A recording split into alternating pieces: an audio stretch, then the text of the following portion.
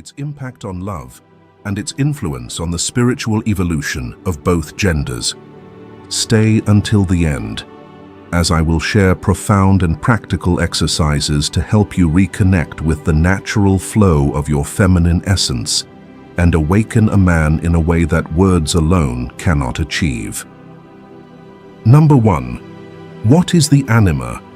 Have you ever scrolled through social media, watched a video, and repeatedly heard the phrase, "Every man carries within him a first love he can never forget"? You might think this first love refers to the first woman he loved. But no. In the depths of Jung's philosophy, he believed that this so-called first love is not a real woman. A man may gaze upon hundreds of women in life, yet remain haunted by a figure he cannot name. A fleeting glance in a dream. A strange compulsion when standing before a woman who defies rational explanation, yet makes his heart step into another realm, where language no longer governs perception. She is not his mother, nor is she his first love. She has no name, no distinct face, yet she is the primal feminine image he carries from birth. The image that shapes how he feels, how he loves, and how he confronts the forgotten parts of his soul. She is the anima. According to Carl Jung, the anima is the archetype representing the feminine aspect within a man's unconscious. But let's not misunderstand. This is not femininity in the sense of softness or weakness. The anima is not about how he behaves, but is a spiritual presence, a vibrant symbol that shapes how he connects with emotions, intuition, and the women he encounters in life. The anima is the bridge between his masculine consciousness and the depths of the unconscious, where wholeness, the sacred, and his true essence reside. In other words, a man cannot truly become himself without crossing the terrain of the anima.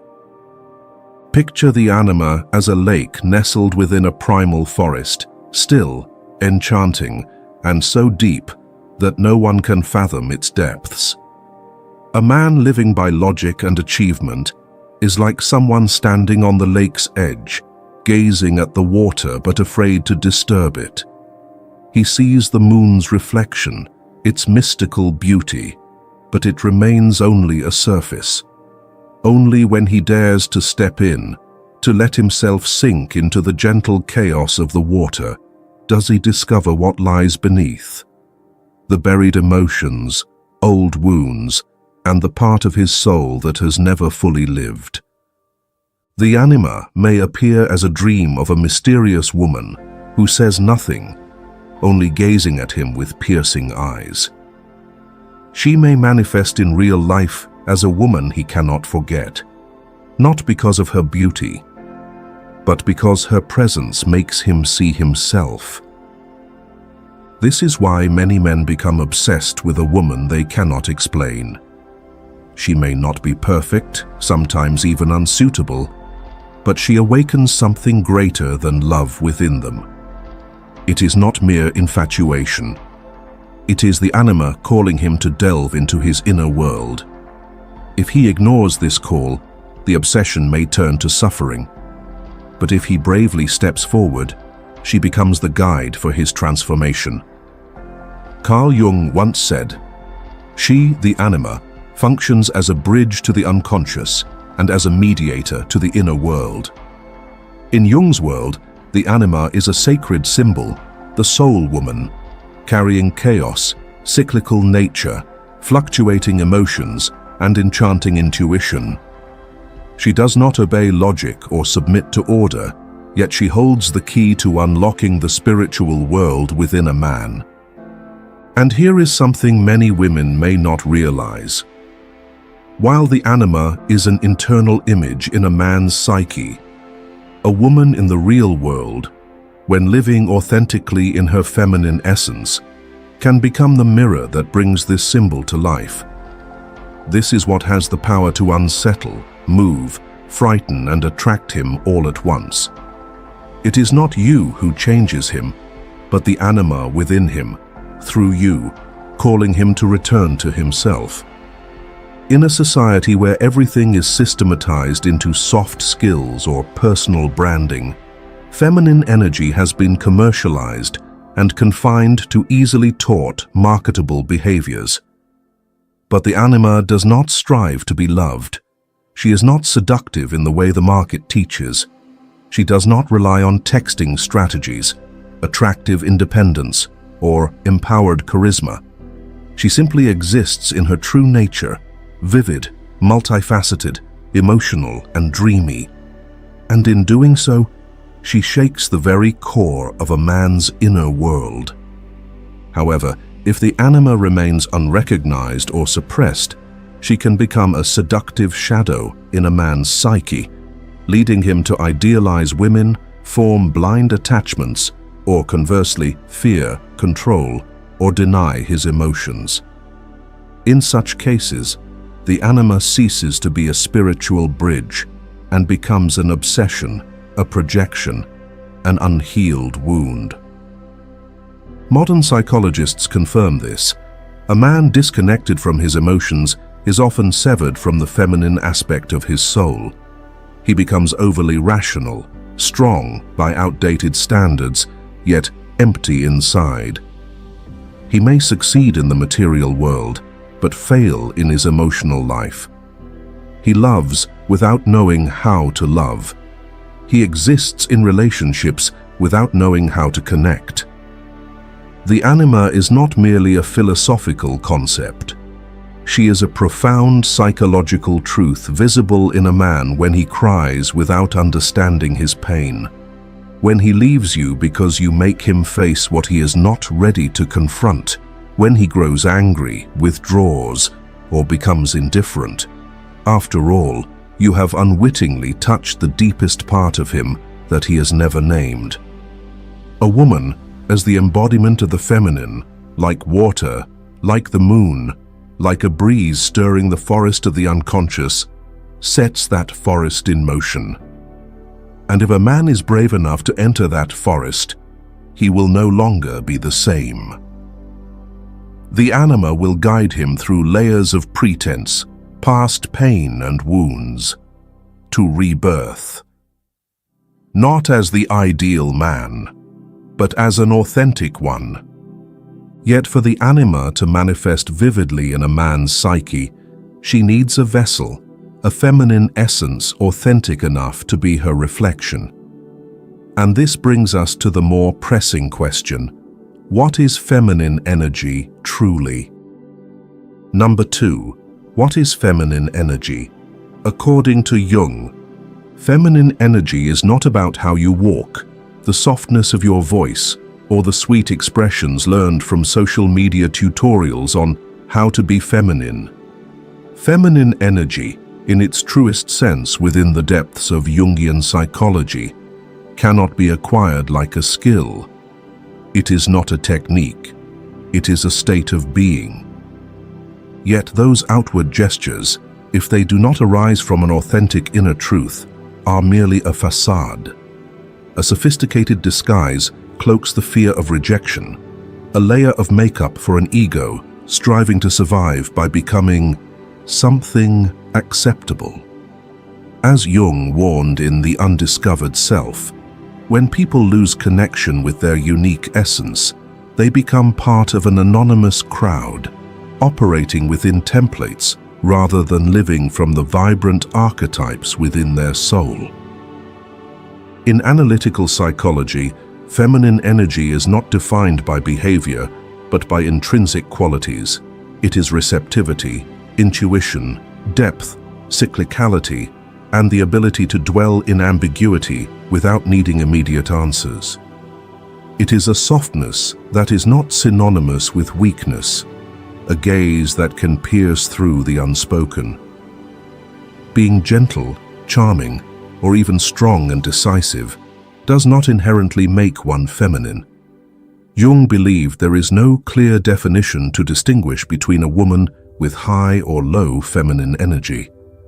A woman may wear black, don high boots, and make swift decisions, yet still radiate profound feminine energy if she is fully present, connected to the natural flow of life within her, unhindered by fear or expectations. Conversely, a woman may dress delicately and speak softly, but if her actions are merely adjustments to be loved, she is only performing. And a man's soul senses this. The anima within him senses it. Like the moon, which does not emit its light but enchants the night sky by reflecting the sun's gentle glow, feminine energy does not dazzle or dominate. Yet, it illuminates the darkness with quiet radiance, soothing the space with a humble yet undeniable presence. Feminine energy is like this. It does not need to roar like thunder or blaze like fire, but when truly present, it permeates deeply, unostentatiously stirring the soul. It shifts the rhythm of a room, causing others to lower their voices, making the world pause to listen. Like a flower that does not strive to spread its fragrance, yet its scent subtly weaves into the air, easing the mind without explanation. Feminine energy does not require validation. It simply needs to be lived, fully and authentically. In that presence, the world quietly adjusts to honor it. In Jungian depth, feminine energy is a living archetype, the great mother, the maiden, the enchantress, the wise woman, symbols representing different phases of the feminine essence. Every woman carries them all, cycling through living, dying, and rebirthing with the rhythms of life and soul. When she stops resisting change, stops trying to fit the mold, she begins to live like the earth, silent yet nurturing, accepting yet transformative. You cannot awaken the anima in a man if you are not connected to the feminine energy within yourself. For what awakens him does not come from external actions, but from the energy field you emit when you cease resisting your true self. Perhaps you've loved someone deeply and found yourself becoming strangely sensitive, intuitive, soft, and creative. That is because you tapped into the feminine energy within, the energy that releases the desire to possess or control. When this happens, you not only transform yourself, you become an invisible gateway, leading a man into his inner world. But feminine energy is not just for love. It is a way of living. It is how you sip your morning tea. How do you listen to your body's signals of exhaustion? How you let tears fall without shame? How you stand still amid a storm without needing to shout to be heard? How you choose to trust your intuition over a 5-step plan? And when you live this way, you become a symbol, not because you strive to become one, but because you have returned to yourself. I know a single mother who lacks the time for elaborate self-care like 10-step skincare routines or hour-long morning yoga. Yet, each night after her child sleeps, she writes a few lines in her journal to listen to her inner voice and meditates for 10 minutes. This is the clearest proof that feminine energy does not require an ideal setting. It only asks for your presence, even if just for 10 minutes of silence amid chaos. Carl Jung did not teach women how to be feminine in a societal sense. He went straight to the core. Feminine energy is an aspect of the soul, an archetype that transcends time, existing within all of us regardless of gender. But women carry it closest to consciousness. And when you lose connection with it, you not only lose your way in life, you sever yourself from your primal spiritual power. True feminine energy does not come from striving to be loved. It comes from loving yourself deeply, authentically, and enduringly enough that you no longer need to define yourself through others' eyes.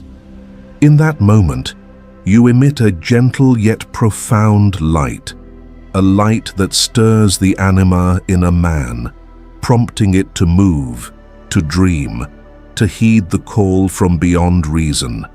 And you don't need to know exactly what is happening. You only need to live true to your feminine essence, the part that feels the world through every fiber of your being, your heartbeat, your breath.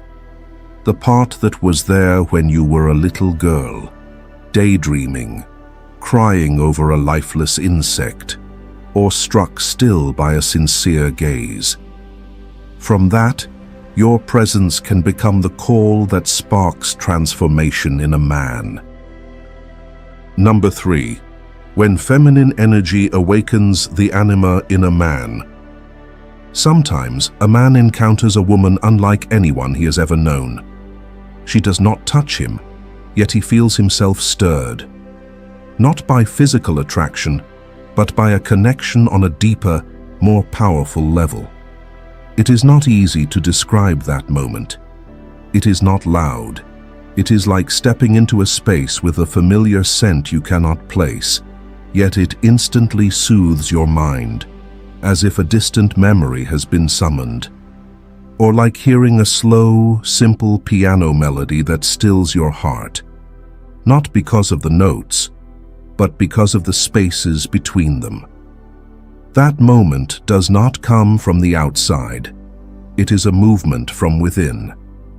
In that space, if a man is still enough, he begins to feel that the layers he has built around himself are too tight. His tough words become unnecessary.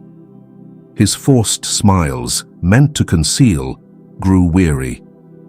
And he slips into a silence between two states. One of curiosity, yearning to understand, and the other of fear, hesitating to touch something too real. You can recognize this moment in a man's eyes, when his gaze shifts. It is no longer a look of judgment or curiosity. It becomes a gaze that withdraws inward, as if he is seeing himself again through a passage he did not know he had locked away. He may falter, he may fall silent, he may turn away, because what has just stirred within him is far from comfortable. Some women have asked, why does he pull back after we've grown closer and more connected? The answer may not lie with you. It may lie in the fact that you have stirred a part of him he is not yet ready to face. It is not that you are wrong, it is that you are real. And in a world accustomed to masks, truth can be more frightening than it is cherished. But if he does not retreat, if he is quiet enough to remain in that space, what follows is not a rushed romance. It is a quiet collapse of old layers of consciousness. He begins to see that he no longer wants to play the familiar roles. He grows sensitive to the falseness within himself and in past relationships. He starts to crave something real, not because of others' expectations, but because of an instinct to touch something more alive, more rooted. You do not need to teach him how to do this. You do not need to guide him on how to grow. You do not need to say, you should be this way, you must be that way, because your authentic presence has already done the work. You do not need to speak, for your energy speaks for you. And it speaks a language every man, once a boy, severed from his emotions, longs to hear again. I am not controlling you. I am simply here. Imagine yourself as an ancient library, sealed for centuries, buried deep underground with no map to guide the way, no visible door. Those who stumble upon it do not open it with a key, but with intuition, a heartbeat, and absolute silence. Inside, there are no lights, yet each bookshelf seems to glow when someone enters, quiet enough to hear the faint rustle of pages stirred by an unseen breeze. A woman living in her true feminine energy is like this. She is not the storyteller. She is the space where forgotten stories speak for themselves. She does not need to lead anyone, but in her presence, secrets thought buried in the unconscious begin to rewrite themselves. And if someone is still enough to read them, without rushing to turn the page, transformation unfolds. If you have ever experienced such a moment, when your presence shifted the atmosphere without words, share your thoughts or experiences below. Your story might be the thread that connects someone lost on this journey. And here is where many women confuse awakening the anima with a mission to save. But Jung never placed hope in such sacrifice. A woman is not born to bear a man's spiritual journey. Her role, if there is one, is deeper, quieter, and sometimes more painful, to reflect the truth he is running from. Number 4. The role of a woman in a relationship. There is a common, both romantic and dangerous mistake that many women fall into, believing they can save or change a man, believing that if they love deeply enough, endure patiently enough, and heal well enough, he will eventually awaken, transform, and become a better version of himself for her. But in Carl Jung's analytical psychology, this is not only an illusion, but a trap. A woman risks losing her essence in the pursuit of saving another, a journey that was never hers to undertake. A man only truly transforms when he sees himself in a mirror, not through criticism, not through expectations, but through a reflection so honest it sends shivers down his spine. A woman, when living authentically in her feminine energy, becomes that mirror.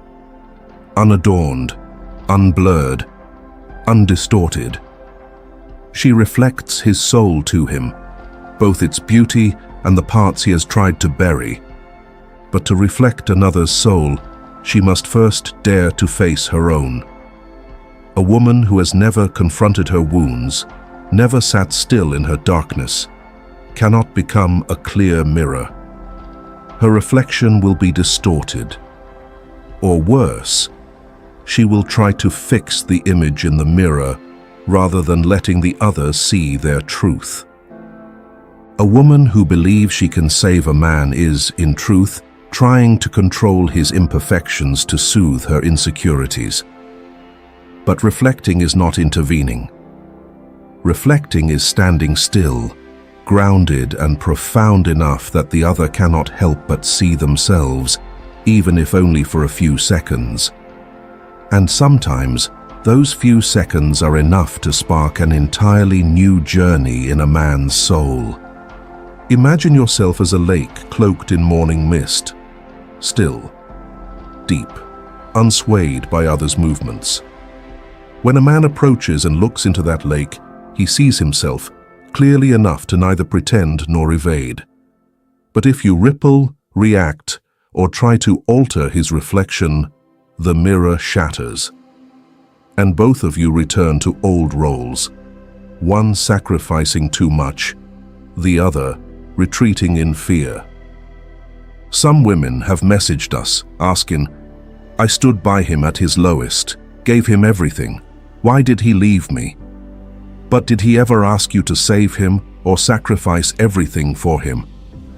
If you lost yourself in trying to rescue him, you ceased to be a mirror and became a lifeboat. And someone floundering in the unconscious will cling to that lifeboat, pulling both of you under, not because he is toxic, but because you stepped away from your sacred archetypal role to become a victim in a story you mistook for love. In Jung's symbolic world, a woman embodies the image of a guide, but she does not live or decide for another. She is the one who opens the door, not the one who pushes someone through. If he is ready, he will step inside. If not, she keeps the door open, but does not wait. She continues to live, as a forest continues to thrive, whether anyone enters or not. A woman who has lived authentically in her feminine essence understands. She is not a savior nor a test.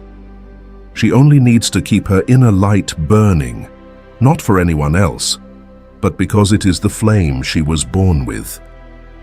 If a man chooses to step forward, to confront, to change, that is his work. If he flees, retreats, or shatters, that too is his work. She does not tie herself to the outcome, for she knows what changes him is not her but himself, through the light she casts. There is no greater power than a woman who remains whole in a world that demands she become every shape to be loved. When she stops trying to be right and starts living true, she no longer follows a man on his journey. She becomes a symbol, not to be pursued, but to be remembered forever. And here lies the deepest paradox. You cannot awaken a man's soul by trying to change him, but by becoming unshakable in your soul.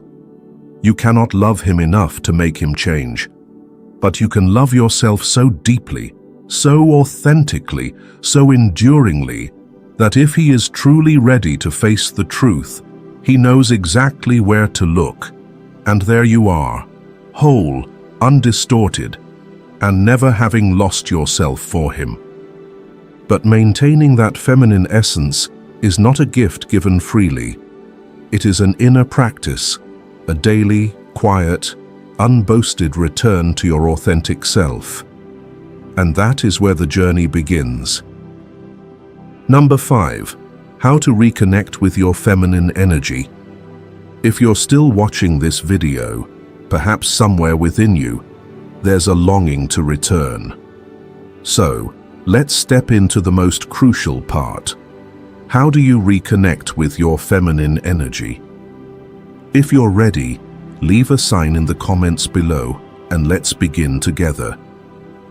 This is not a question seeking a solution.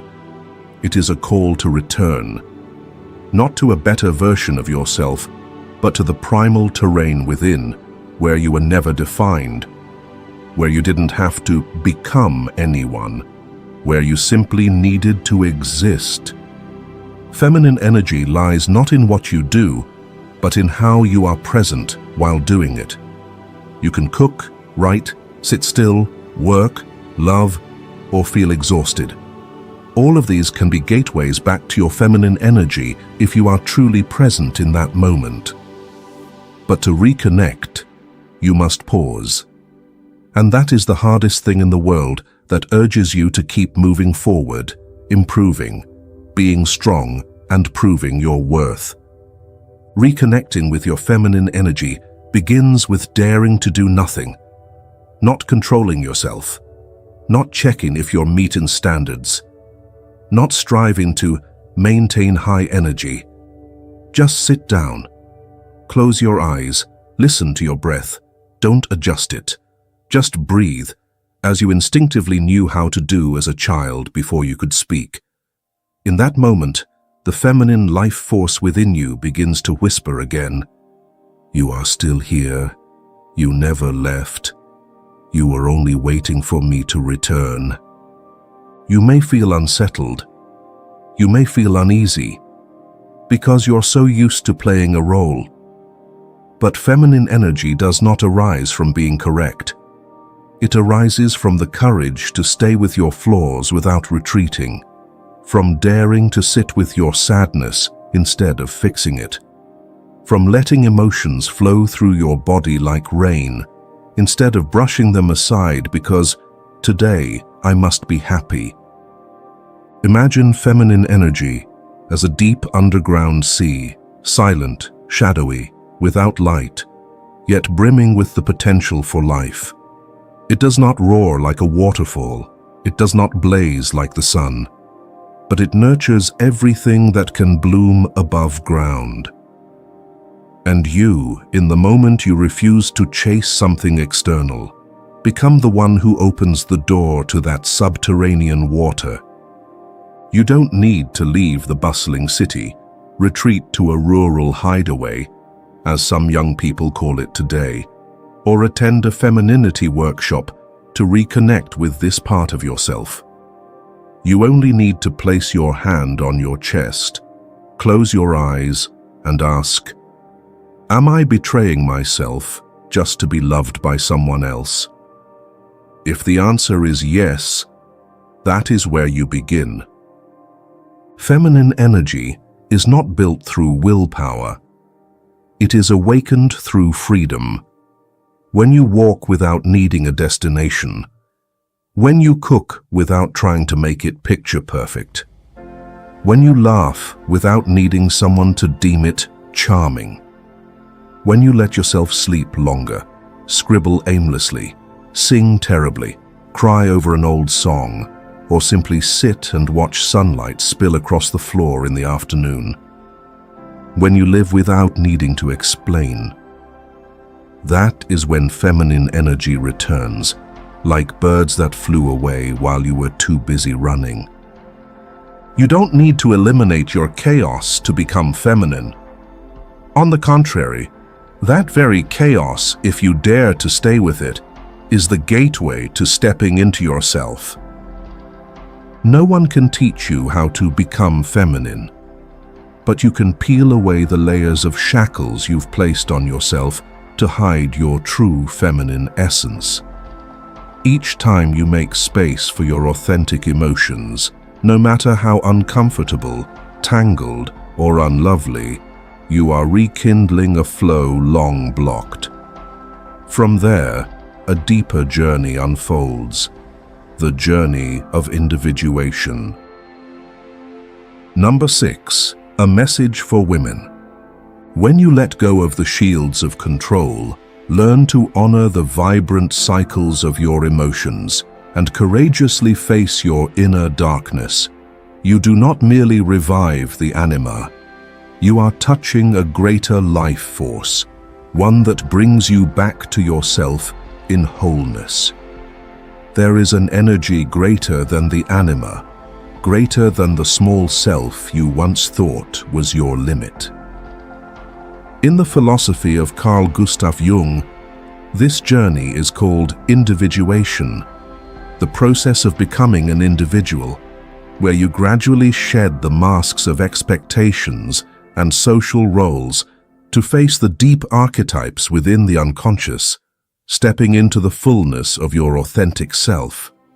Jung said, "Individuation means becoming an individual, and insofar as individuality embraces our innermost, last, and incomparable uniqueness, it also implies becoming one's own self." This is not abstract poetry, but the soul's cry to live truly, live authentically, live wholly. Individuation is not about becoming a better version of yourself. It has nothing to do with perfecting skills, achieving goals, or meeting moral standards. Individuation, in Jung's view, is a profound spiritual journey where you traverse the uncharted shadows of your psyche to reconcile its fragmented pieces and emerge as an original whole, undivided, unscripted. If this journey is a spiraling labyrinth between light and darkness, reason and instinct, then feminine energy is the red thread guiding you through, not by forceful strength, but by a quiet, unstoppable flow. Without feminine energy, individuation is only half complete. You may enter the depths of yourself, but cannot stay. You may see truths, but cannot live them. You may glimpse reality, but lack the softness to embrace it. In the Jungian map of the soul, feminine energy is not exclusive to women. It is a sacred principle alive in all people, the principle of receptivity, transformation, rebirth, and embracing paradox. It is what allows you to stop controlling life and begin entering it through intuition, sensation, and surrender, not as a defeated soul, but as one ready to be reborn. Individuation demands that you traverse the deepest layers of the personal and collective unconscious. In that shadowy realm, only feminine energy dares to step in without demanding immediate light. Only feminine energy can embrace chaos without needing to order it. It does not come to fix but to understand, not to conquer, but to connect. Picture individuation as a long dream through a deep forest. Daylight, symbolizing masculine energy, may guide you into the forest, pointing out dangers. But when night falls, you must learn to follow the sound of rustling leaves, sense the shifting winds, and decipher the signs of the deep woods. That is when feminine energy speaks. Many believe finding the true self is a climb upward. But individuation is a journey inward, into the body, memories, pain, and forgotten parts of the soul. You cannot descend if you are not soft. Feminine energy allows you to soften enough to fall without shattering. Like the earth, it receives all that falls into it without judgment, and from it, new life grows. In Western psychoanalysis, therapy is about clarifying issues. In Jung, healing is deeper. It is befriending the darkness. To do so, you need the energy of an inner mother, not the idealized mother, but the Jungian great mother, one who can hold you when you break and let you grow through your pain. Some women, in their pursuit of self-development, go too far and forget to return to their feminine essence. They become skilled, sharp, self-reliant, yet feel lost, cold, and disconnected from their body, emotions, and dreams. They carried rational energy into the psychological labyrinth, but forgot the map written in tears, silence, and accepted vulnerability. Individuation does not happen at the peak. It happens when you collapse by life's roadside, with nothing left to cling to, and finally dare to say, "I don't know anymore." In that moment, if you do not deny but open yourself to it, feminine energy returns. Like an underground stream rising through a crack you once tried to seal. Like the moon appearing when you stop looking at the sky and start gazing into the water. And when you stand in that darkness, still breathing, still loving, without needing to be seen, that is when your soul emits a light that even the Anima bows to hear. There may be no journey lonelier than returning to yourself. No one teaches you how to walk it. Sometimes you don't know where you're headed. But one thing is certain: you are not walking in vain. In the symbolic world, this journey is like digging deep into the earth to rediscover a spring buried under the dust of time, culture, and expectations. You dig with your bare hands. Sometimes they bleed. Sometimes you find only stone.